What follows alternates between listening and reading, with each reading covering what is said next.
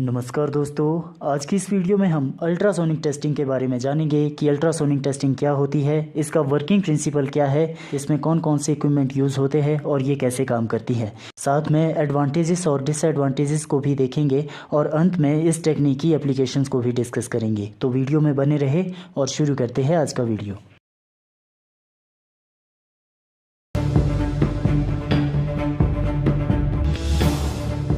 चलिए सबसे पहले जानते हैं अल्ट्रासोनिक टेस्टिंग के बारे में कि आखिर अल्ट्रासोनिक टेस्टिंग क्या होती है। तो ultrasonic testing non destructive testing techniques का ही पार्ट है, यानी कि इस टेक्निक में भी मटेरियल को तोड़ा फोड़ा या डिस्ट्रॉय नहीं किया जाता। मटेरियल को बिना डिस्ट्रॉय किए हुए मटेरियल के सरफेस और मटेरियल के अंदर के डिफेक्ट्स का पता लगाया जाता है अल्ट्रासोनिक टेस्टिंग में। दूसरी बात, अल्ट्रासोनिक टेस्टिंग में इस्तेमाल किया जाता है अल्ट्रासोनिक साउंड वेव्स। अब ये अल्ट्रासोनिक साउंड वेव्स क्या होती है? अल्ट्रासोनिक साउंड वेव्स ऐसी साउंड वेव्स जिनकी फ्रीक्वेंसी 20 किलोहर्ट्ज़ या 20,000 हर्ट्ज़ से ज़्यादा होती है, उन्हें अल्ट्रासोनिक साउंड वेव्स कहा जाता है। और ये साउंड वेव्स ह्यूमन ईयर के लिए ऑडिबल नहीं होती, यानी कि हम इसे नहीं सुन सकते। इस साउंड वेव्स का इस्तेमाल किया जाता है अल्ट्रासोनिक, और जो इन साउंड वेव्स की फ्रीक्वेंसी होती है non destructive testing of materials के लिए, वो जनरली 0.5 से 10 मेगाहर्ट्ज़ के बीच होती है।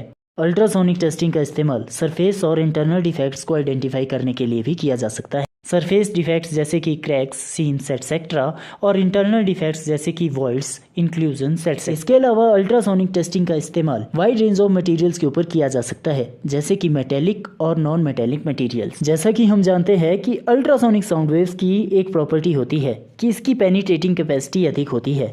पेनिट्रेटिंग कैपेसिटी अधिक होने के कारण इसका इस्तेमाल थिक सेक्शंस को इंस्पेक्ट करने के लिए भी किया जाता है।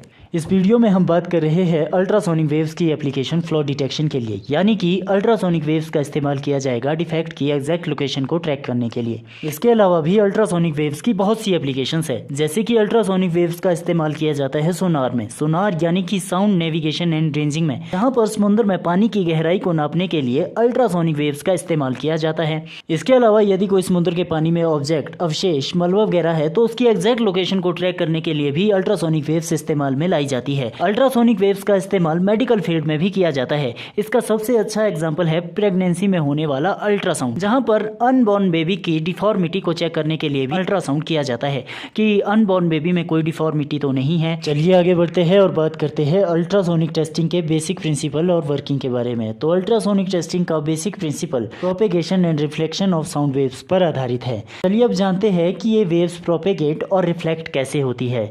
इसके लिए हमें अल्ट्रासोनिक टेस्टिंग में उपयोग होने वाले इक्विपमेंट को स्टडी करना पड़ेगा। पहला इंस्ट्रूमेंट है पल्सर। पल्सर का मुख्य कार्य हाई वोल्टेज इलेक्ट्रिक पल्स को जनरेट करना होता है, और ये पल्सर एक केबल के थ्रू कनेक्ट होता है ट्रांसड्यूसर से। हाई वोल्टेज इलेक्ट्रिक पल्स जो जनरेट हुई है वो केबल के माध्यम से पहुंचाई जाती है ट्रांसड्यूसर के पास, और इन्हीं इलेक्ट्रिक पल्स से आगे प्रोड्यूस होती है अल्ट्रासोनिक वेव्स। दूसरा इंस्ट्रूमेंट होता है ट्रांसड्यूसर। ट्रांसड्यूसर को सर्च यूनिट या प्रोब भी कहते हैं, क्योंकि ये इन दी फॉर्म ऑफ प्रोब होता है। अब ट्रांसड्यूसर के यहाँ पर दो मुख्य कार्य है। पहला कार्य, ये जो इलेक्ट्रिक पल्स पल्सर के द्वारा ट्रांसड्यूसर तक भेजी होती है, ये इन्हें कन्वर्ट करता है अल्ट्रासोनिक वेव्स में।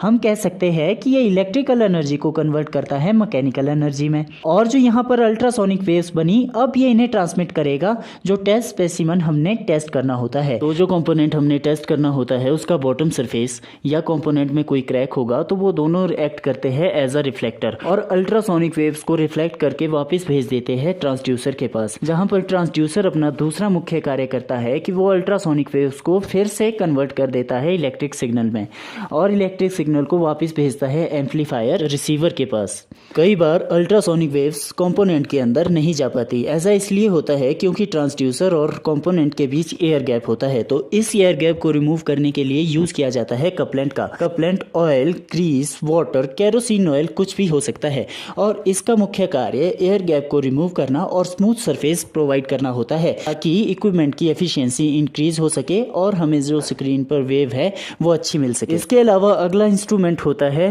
रिसीवर, या जिसे हम एम्पलीफायर भी कह सकते हैं। रिसीवर या एम्पलीफायर का मुख्य कार्य जो इलेक्ट्रिक सिग्नल्स ट्रांसड्यूसर के द्वारा भेजे गए होते हैं उन्हें एम्पलीफाई करना होता है, और ये amplified radio frequency as an output available होती है डिस्प्ले पे। अगला जो डिवाइस है उसे कहा जाता है डिस्प्ले या ऑसिलोस्कोप। तो ये एक आउटपुट डिवाइस की तरह काम करता है, जिस पर हमें पूरे टेस्ट का रिजल्ट दिखाई देता है। और ये जो रिजल्ट है ये इधर वीडियो मोड में भी हो सकता है और रेडियो फ्रीक्वेंसी मोड में भी हो सकता है। रिजल्ट हमें पल्सेस की फॉर्म में दिखाई देता है और इन्हीं पल्सेस से हमें डिफेक्ट की एग्जैक्ट लोकेशन का पता लग जाता है। डिस्प्ले के ऊपर जो पल्सेस हमें दिखाई देती है और जो ग्राफ बनता है उसमें वर्टिकल एक्सिस पर इंटेंसिटी होती है और हॉरिजॉन्टल एक्सिस पर टाइम होता है। तो ये इंटेंसिटी वर्सेस टाइम एक ग्राफ बनता है। अब ये पल्सेस डिफेक्ट के अकॉर्डिंग कैसे जनरेट होती है, चलिए इसे देखते हैं। इसके लिए हम 3 केस लेते हैं और इन 3 अलग अलग केसेस से हम पल्सेस की फॉर्मेशन देखेंगे कि पल्सेस कैसे बनती है। पहले केस में जो कंपोनेंट हमने टेस्ट करना है, यदि उसमें कोई भी डिफेक्ट नहीं है और उसे प्लेस किया जाता है ट्रांसड्यूसर के नीचे, ट्रांसड्यूसर पहला एक इनिशियल पल्स भेजेगा जिसे कि ट्रांसमिशन पल्स भी कहा जाएगा।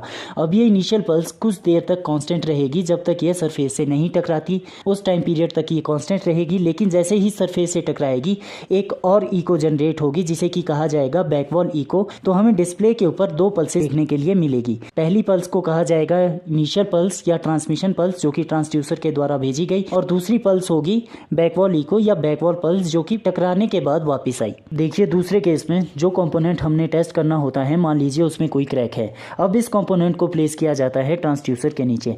जैसे ही ट्रांसड्यूसर के नीचे इस कंपोनेंट को प्लेस किया जाता है वैसे ही ट्रांसड्यूसर एक इनिशियल पल्स यानी कि ट्रांसमिशन पल्स भेजता है कंपोनेंट के अंदर। अब ये पल्स कुछ देर तक कांस्टेंट रहती है, लेकिन जैसे ही कोई क्रैक आएगा वैसे ही ये पल्स रिफ्लेक्ट हो जाएगी। इसे कहा जाएगा क्रैक इको या फिर डिफेक्ट इको। एक और इको जनरेट होगी जो कि बॉटम सरफेस से टकराने के बाद जनरेट होगी जिसे कहा जाएगा बैकवॉल इको। लेकिन जो क्रैक वाली इको होगी यानी कि डिफेक्ट इको होगी वो जल्दी वापस आ जाएगी as comparison to the बैकवॉल eco. इसीलिए क्रैक वाली जो इको होगी वो डिस्प्ले पे हमें पहला देखने के लिए मिलेगी और जो बैकवॉल इको होगी वो थोड़ी देर में देखने के लिए मिलेगी क्योंकि ये थोड़ी देर में वापस आएगी। चलिए एक और केस लेते हैं और इस केस में जो क्रैक की पोजीशन होगी वो बिल्कुल ट्रांसड्यूसर के नीचे होगी। तो इस केस में भी एक तो इनिशियल पल्स होगी जो कि ट्रांसड्यूसर के द्वारा भेजी जाएगी, लेकिन इस केस में कोई भी बैकवॉल इको नहीं होगी क्योंकि कोई भी पल्स कोई भी वेव बॉटम सरफेस तक नहीं पहुंच पाएगी। तो इस केस में सारी पल्सेस क्रैक से टकराने के बाद ही जनरेट होगी जिसे कि डिफेक्ट इको कहा जाएगा और डिस्प्ले पे हमें कुछ इस तरह की इको देखने के लिए मिलेगी। यहाँ पर हमने 3 अलग अलग केसेस लेकर ये देखा कि इकोज की फॉर्मेशन डिफेक्ट के अकॉर्डिंग कैसे होती है। 3 अलग अलग केसेस में डिफरेंट काइंड्स ऑफ इको हमने देखी, लेकिन डिस्प्ले पे हमें डिफेक्ट की एग्जैक्ट लोकेशन का पता भी लग जाता है कि ये अपर या बॉटम सरफेस से कितने डिस्टेंस पर है। इसकी इन्फॉर्मेशन भी हमें डिस्प्ले पे देखने के लिए मिलती है। चलिए अब अल्ट्रासोनिक टेस्टिंग टेक्निक्स को देख लेते हैं कि अल्ट्रासोनिक टेस्टिंग को कैसे किन 2 तरीकों से परफॉर्म किया जाता है। अब अल्ट्रासोनिक टेस्टिंग टेक्निक्स 2 तरीकों से परफॉर्म की जाती है। पहला है पल्स इको मेथड और दूसरा है transmission method. Pulse eco method हम डिस्कस कर चुके हैं। यहाँ पर केवल सिंगल एक ट्रांसड्यूसर का इस्तेमाल किया जाता है और वो एक सिंगल ट्रांसड्यूसर एक ट्रांसमीटर की तरह भी कार्य करता है और एक रिसीवर की तरह भी कार्य करता है। वो अल्ट्रासोनिक वेव्स को ट्रांसमिट भी करेगा और बाद में उन्हें रिसीव भी करेगा। बाकी सारे कॉम्पोनेंट सेम रहते हैं दोनों मेथड में। अब ट्रांसमिशन मेथड में क्या होगा, ट्रांसमिशन मेथड में एक ही जगह 2 ट्रांसड्यूसर यूज किए जाते हैं। पहला ट्रांसड्यूसर होता है ट्रांसमीटर ट्रांसड्यूसर जिसका मुख्य कार्य वेव्स को ट्रांसमिट करना होता है जो भी कंपोनेंट हमने टेस्ट करना है। दूसरा होता है रिसीवर ट्रांसड्यूसर। तो रिसीवर ट्रांसड्यूसर वेव्स को रिसीव करता है जो कि ट्रांसमीटर के द्वारा भेजी गई होती है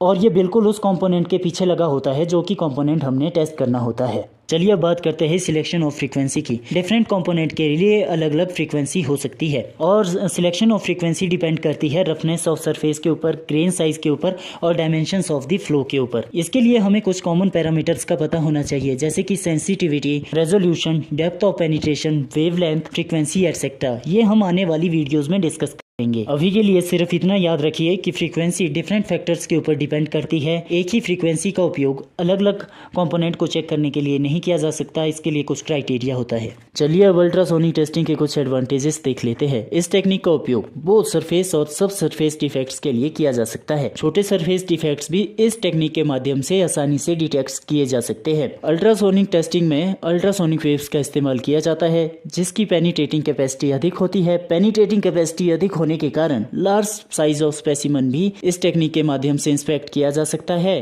इस टेस्टिंग को परफॉर्म करने के लिए हमें पार्ट प्रिपरेशन बिल्कुल ही कम करनी पड़ती है। पार्ट प्रिपरेशन की जनरली आवश्यकता नहीं पड़ती है और इंस्पेक्शन जनरली हम एक साइड ऑफ सरफेस से कर सकते हैं। अलग अलग सरफेसेस से इस टेस्टिंग को परफॉर्म करने की आवश्यकता नहीं पड़ती क्योंकि एक ही साइड से टेस्टिंग को परफॉर्म करने पर हमें जनरली इफेक्ट की इंडिकेशन मिल जाती है। ये टेस्टिंग ज़्यादा सेंसिटिव और ज़्यादा एक्यूरेट है as comparison to other method. जैसे कि अगर हम कंपेयर करें रेडियोग्राफी टेस्टिंग से तो ये अच्छे रिजल्ट देती है as comparison to any other methods. Ultrasonic waves ज़्यादा हानिकारक नहीं होती, जैसे कि हमने डिस्कस किया रेडियो वेव्स हानिकारक होती है, लेकिन जो अल्ट्रासोनिक टेस्टिंग में अल्ट्रासोनिक वेव्स का इस्तेमाल किया जाता है वो ज़्यादा डेंजरस नहीं होती। इलेक्ट्रॉनिक इक्विपमेंट का यूज़ किया जाता है जिससे कि रिजल्ट ज़्यादा जल्दी हमें मिलता है। चलिए अब अल्ट्रासोनिक टेस्टिंग के कुछ डिसएडवांटेजेस देख लेते हैं। तो अल्ट्रासोनिक टेस्टिंग के लिए जो कंपोनेंट होता है उसका सरफेस स्मूथ होना चाहिए। कॉम्प्लेक्स ज्योमेट्री को इंस्पेक्ट करना कई बार मुश्किल हो जाता है और ये जो टेक्निक है ये कोरस ग्रेन्ड सरफेस के लिए इतनी सूटेबल नहीं होती जितनी की फाइन ग्रेन सरफेस के लिए होती है, क्योंकि कोरस ग्रेन सरफेस होने की वजह से यहाँ पर अल्ट्रासोनिक वेव्स है वो स्कैटर्ड हो सकती है और जिसकी वजह से एनर्जी लॉसेस ज्यादा होंगे। जब अल्ट्रासोनिक वेव को भेजा जाता है जो कंपोनेंट हमने टेस्ट करना होता है तो कई बार इस अल्ट्रासोनिक बीम के जो